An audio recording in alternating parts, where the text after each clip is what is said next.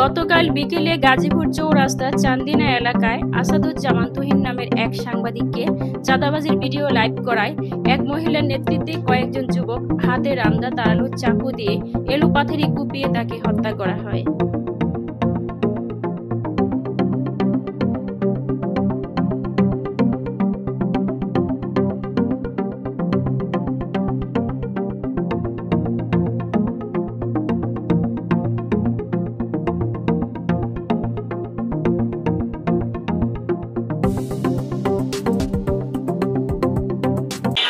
এই জায়গায় রাস্তার মাথায় ও আর আমি একসাথে আসতেছি,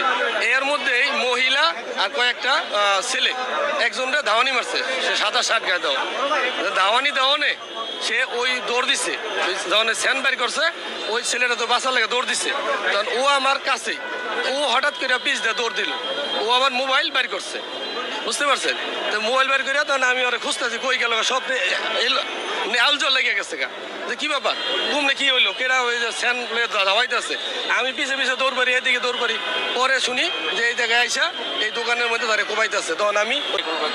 বা কারা দুষ্কৃতিকারী কুপিয়ে হত্যা করেছে।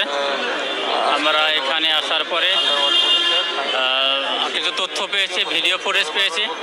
তার আলোকে যে দুষ্কৃতিকারী যেই হোক না কেন তাদেরকে ধরে আমরা আইনের আওতায় নিয়ে আসবো ইনশাআল্লাহ।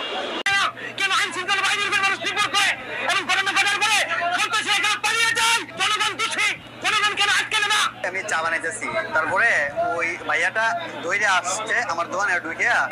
ঢুকছে, ঢোকার পরে দিয়ে 5 জন ব্যক্তি চাপাতি, তারপরে চুরি, তারপরে রান্দা নিয়া খুব আর কি, আর কোন কথা হইলা মানে উড়া দুরা খুব। পরে আমি বললাম যে ভাই বিষয় হচ্ছে ভাই ভাই ভাই ভাই, পরে আমার